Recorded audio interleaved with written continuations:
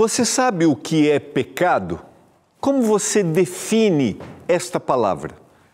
No programa de hoje, nós vamos ver quais são as definições no Antigo Testamento e no Novo Testamento e como isso nos ajuda a entendermos o plano da salvação. É agora no programa Escola Bíblica.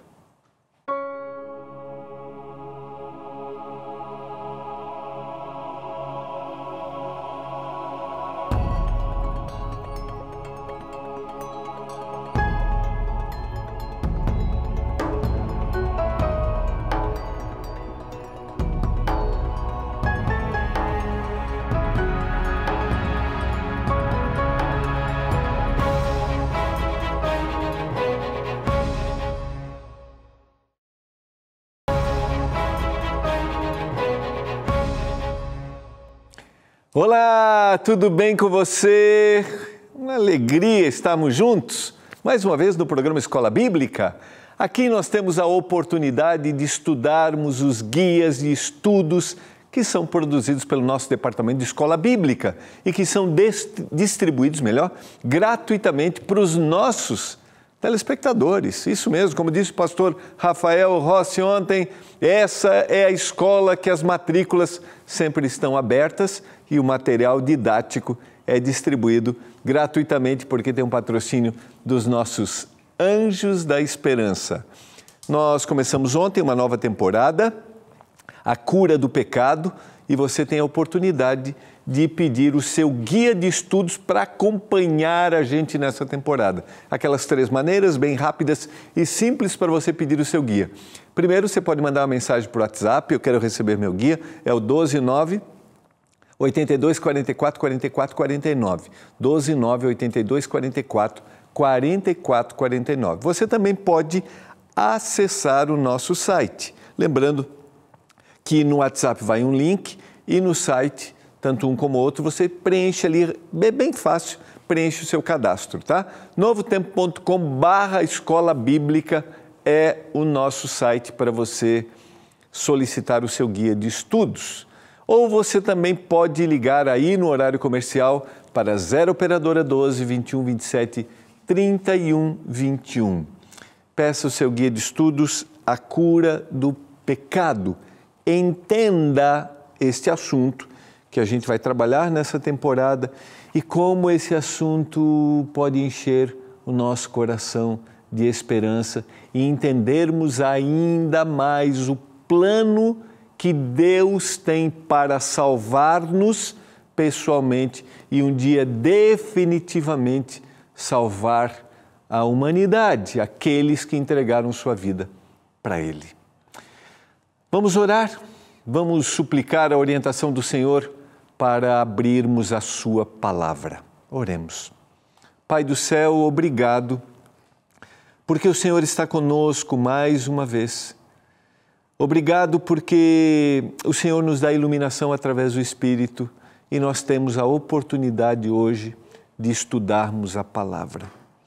O conhecimento vai nos dando libertação, entendimento, vamos compreendendo a lógica da nossa existência. Abençoa cada um dos telespectadores que abrem o seu coração neste momento para entender a palavra. Se alguém está chegando aqui pela primeira vez, Pai, que o Espírito conduza os seus pensamentos. Eu clamo em nome de Jesus. Amém. Vamos lá, eu vou resgatar o tema de ontem. A gente fez uma pequena introdução. Quais são os conceitos de pecado no Antigo e Novo Testamento? A gente apresentou 2 conceitos. Entender esses conceitos são importantes porque a gente vê a dimensão do que é o pecado e como ele está ligado à nossa vida, como ele esteve ligado à vida dos personagens da Bíblia. E lembrando que quando a gente estuda a Bíblia, a gente vê a vida como ela é, as pessoas como elas eram e como elas são, porque a Bíblia se identifica conosco. Por isso, abra sua Bíblia, entenda e que esta mensagem traga esperança para você. Consciência, né? porque a Bíblia me dá consciência de onde eu estou, mas aonde o Senhor quer me conduzir. Vamos lá. Ontem a gente começou, com as duas definições. Errar o alvo, um estilo de vida que se desvia de Deus 293 vezes originalmente. São várias palavras que são usadas originalmente. No caso do Antigo Testamento, o hebraico, tá? E iniquidade, são 229 vezes usada essa palavra na Bíblia, que é um comportamento perverso. Mais duas palavras que são usadas também no Antigo Testamento. Violação deliberada, define pecado como violação deliberada, ou seja, a recusa em submeter-se à autoridade legítima. Dá para entender? Fica claro isso para você? Eu claramente digo, não quero aceitar isso. É isso que significa a palavra, tá? Primeiro, eu tenho um objetivo, mas me desvio desse objetivo. Segundo, eu tenho um comportamento perverso. Ela define em alguns momentos. 135 vezes. E agora, violação deliberada 135 vezes. Ou seja, eu não quero seguir esse caminho. Foi uma escolha minha. Outra palavra, turbulência. Essa palavra se refere a como se um navio estivesse navegando. A turbulência do mar, o estado dos perversos, como o mar agitado. Algumas vezes o texto bíblico vai dizer que pecado é como se eu andasse de forma turbulenta, num mar agitado, indo de um lado para o outro. E relacionado, é lógico, à minha escolha. Sequência. Agora, no Novo Testamento, nós temos uma palavra que pode ser traduzida semelhantemente, ou da mesma forma. A gente chama isso, a palavra correlata. Errar o alvo, uma decisão humana de ser hostil a Deus. Eu tenho um objetivo, mas eu tenho um comportamento perverso, que é a mesma definição do Antigo Testamento. No Novo Testamento, 175 vezes é usada essa palavra. Deixar de ouvir, no Novo Testamento, define pecado como deixar de ouvir, ou seja, fechar os ouvidos para Deus. Quando a gente estuda esse tema relacionado à ação do Espírito Santo na minha vida, a gente estudou na temporada passada que o Espírito Santo é a forma como Deus está agindo em mim, me falando o que eu devo fazer, recusar ouvir a voz de Deus, ou a ação do Espírito Santo na minha vida, é cometer um pecado. Então, a gente tem 3 vezes essa palavra usada no Novo Testamento. Nós temos também como definição de pecado no Novo Testamento uma palavra que é ir além, ou seja, estar em território proibido. 175 vezes. Pecado é definido como eu estou num caminho em que eu não devo estar. Eu fui além. Isso aqui é interessante da gente pensar. Eu queria que você pensasse assim, essas várias definições, de alguma forma, revelam a profundidade. Como, por exemplo, essa, Deus me dá um limite e eu vou além. Então, eu estou cometendo um pecado. Este limite, a gente vai estudar isso na temporada, mas para a gente compreender que os limites estabelecidos por Deus têm um único objetivo: proteção. Os limites não são estabelecidos para nos tirar a felicidade.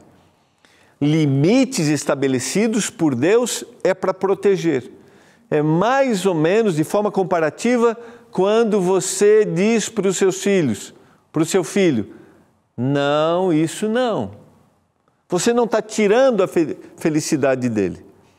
Criança, por exemplo, vamos dar o exemplo do dedo na tomada, que são as primeiras buscas curiosas ali. O dedinho na tomada. Não, você não pode pôr o dedo na tomada. O que você está fazendo com isso? Você está protegendo, você está livrando. E no caso do exemplo bíblico, muitas vezes pecado é usado no texto bíblico para aquele que foi além do limite estabelecido por Deus, que não é para tirar felicidade mas é para colocá-lo num caminho de felicidade. E a gente vai ver ao longo da temporada como o entendimento desse assunto é importante para a nossa vida, porque a gente vive numa época, num momento em que eu sei o que é melhor para mim, eu defino, eu posso arriscar, né? E a gente vê frases assim, né? Que a vida, a gente só tem uma vida, então tem que arriscar. Então, pensar dessa forma, que ir além também é um pecado, não é para causar em nós um sentimento de culpa, mas entender por que Deus está fazendo isso, qual é o objetivo de Deus? Me dar felicidade. Vamos lá, sequência, lembrando que ir além é usado 175 vezes, não sei se eu havia citado. Também no Novo Testamento a gente tem pecado como queda, o deslize, a falta. Devia permanecer em pé, mas caiu. 23 vezes a gente tem pecado definido como queda. Sequência, 2 palavras mais. No Novo Testamento a gente também tem pecado, a definição como violação, oposição à lei, iniquidade. Ou seja, Deus estabeleceu um padrão de comportamento, de ação, de atitude, com o objetivo, eu sempre vou relacionar isso, né? Os padrões estabelecidos por Deus têm o objetivo de nos trazer felicidade. Deus estabeleceu, mas agora eu me oponho a isso. Eu não quero essa lei, eu não rejeito essa lei. A Bíblia define como pecado a violação desta lei. Vamos para a sequência, a última palavra. Então, essa palavra é usada 14 vezes. A outra palavra é injustiça. Pecado também é usado, é definido como injustiça, ou seja, um crime ao semelhante. Quando eu rejeito ou quando eu, de forma clara, às vezes deliberada, não dou atenção, não assumo o meu compromisso com o meu semelhante, a Bíblia define isso como injustiça, logo a palavra usada originalmente é um pecado. Isso aqui é interessante para a gente pensar. De alguma forma, eu tenho uma responsabilidade em ser justo com aqueles que vivem ao meu redor. E eu tenho uma responsabilidade de dar atenção para esses. Eu tenho uma responsabilidade de estender o cuidado para esse. Eu preciso ser justo, senão eu estou cometendo um pecado. Essas várias definições, como eu mencionei, agora eu virei agora. Como eu mencionei, essas várias definições têm um objetivo. Mostrar para a gente quão profundo é esse tema, quão forte é esse tema e qual a necessidade, quanta necessidade eu tenho para poder suportar, para poder passar e para que isto não me oprima. Por isso que às vezes, como eu mencionei ontem, a gente quer muito mais trabalhar de uma forma muito mais moral, que isso não é profundo, que eu não vou me libertar disso. A gente vai trabalhar isso na sequência, tá bom? A gente vai para o intervalo e nós já voltamos.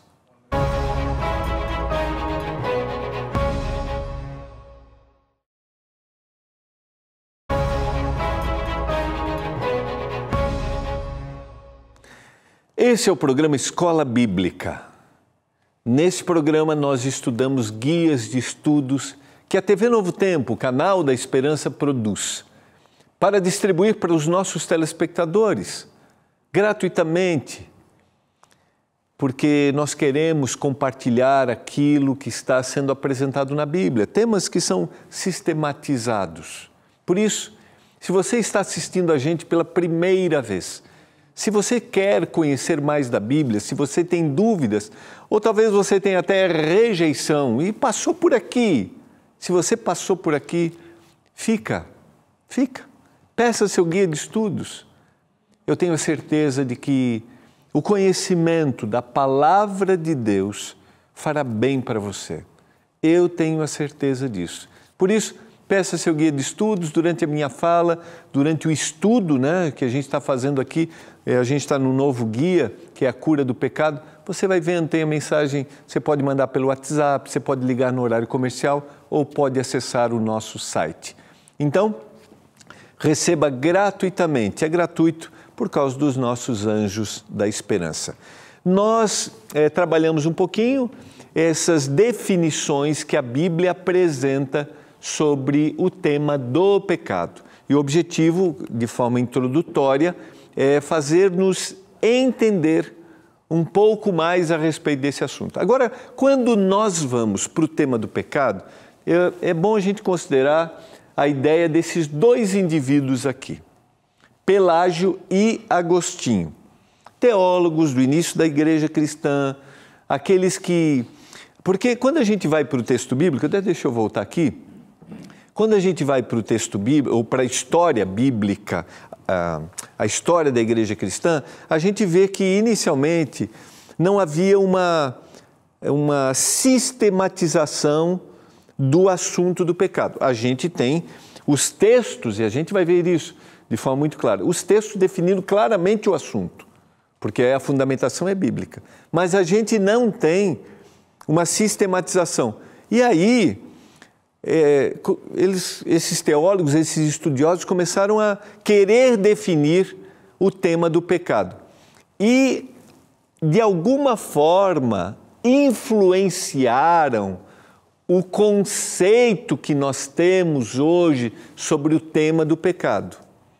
Então, o que eles pensaram influenciam o que a gente está pensando. Por isso que é importante, quando a gente vai estudar o texto bíblico, temas como, por exemplo, o pecado, que a gente tenha uma noção de onde veio isso historicamente. Alguém pensou sobre isso. E aí nós vamos para o texto para entendermos o que realmente a Bíblia diz sobre isso. Mas você vai perceber que muitas crenças que estão relacionadas à nossa vida hoje tiveram uma fundamentação e uma influência. Vamos lá, sequência. Então vamos pensar um pouquinho nesses dois indivíduos. Pelágio afirmou que o ser humano nasce como Adão antes da queda.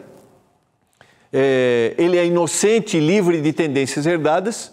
As pessoas pecam, então todo mundo peca, tá? O esforço, né? As pessoas têm que ter um esforço pela perfeição, tá? E as crianças que morrem sem o batismo não ingressam na vida eterna. Então, o ser humano, todo mundo nasce hoje como um Adão antes da queda. Como era Adão antes da queda? Havia a possibilidade de pecar, mas não havia vontade para pecar. Então, todo mundo, para Pelágio, nasce assim, como Adão.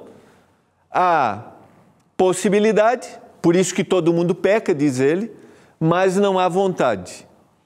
Por isso que um bebezinho, para Pelágio, quando ele nasceu, se ele morrer, ele não necessita, estamos falando aqui do batismo de bebês, né?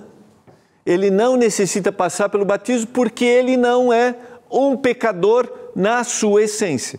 Esta era a ideia de Pelágio, tá? Agora, vamos considerar um pouquinho as afirmações de Agostinho. Antes de pecar, Adão não tinha tendência para o mal, tá? Mas depois que pecou, passou a ter uma natureza com inclinação para o erro. A partir de então, esta condição atinge todos os seres humanos. O pecado original é pecado de todos. Dá para entender para você? Para você ficar claro isso? Então, antes dele pecar, ele não tinha inclinação, não tinha vontade. Mas depois que ele pecou, agora ele tem essa predisposição, essa vontade, e isso passou a todas as pessoas. Ou seja, todo mundo nasce agora como pecador. Pensando, vamos lá, um pouquinho mais sobre Agostinho, né? Só queria resgatar uma coisa que eu até não coloquei na tela, mas para Agostinho, uma criança tinha necessidade do batismo, tá? Ou seja, um bebezinho morria, então ele precisava ser batizado. Antes de ele morrer, ele precisava ser batizado, porque quando o bebê ele precisava ser batizado, porque se ele morresse, ele estaria salvo. Para Pelágio, uma criança não precisava ser batizado quando bebê. Se morresse, ele não tinha cometido pecado, porque na ideia de Pelágio não havia um pecado original nele. Para Agostinho, um bebezinho precisava ser batizado, porque se ele morresse, ele morreria perdido. Dá para entender como isso, de alguma forma, influenciou muitas outras crenças, como crenças sobre o batismo? E é bom a gente resgatar aqui, porque no decorrer da temporada, nós vamos entender o tema do pecado e ele vai estar relacionado ao tema do batismo. Ele vai estar relacionado ao tema da salvação. Eu aproveito. Quanto tempo eu tenho, meu diretor? Eu vou rapidinho. Então, vou rapidinho para cá. Tá? Vou rapidinho aqui para a tela, porque isso aqui é importante para a gente. Então, eu até mostrei um quadro antes, tá? Mas vamos lá. Quando eu penso, por exemplo, na formação que eles tiveram, essas formações aqui de crença que influenciaram a igreja cristã. Então, vamos lá. Quando eu penso no pecado, por exemplo, o bebezinho, para Pelágio, o bebezinho nasceu, não precisa ser batizado, porque se ele morrer, ele não teve consciência do pecado, porque ele não nasce com o pecado original, tá? Então ele não precisa. Já para Agostinho, o bebezinho precisa, porque ele tem um pecado original. O pecado está nele. Por quê? Porque quando Adão pecou, o pecado passou a todos os outros. Por isso o bebezinho precisava ser batizado, porque senão ele era pecador. Então, quando a gente vai estudar o tema do pecado, a gente vai ter uma relação com o tema do batismo e a gente vai ter uma relação com o tema da salvação. Por quê?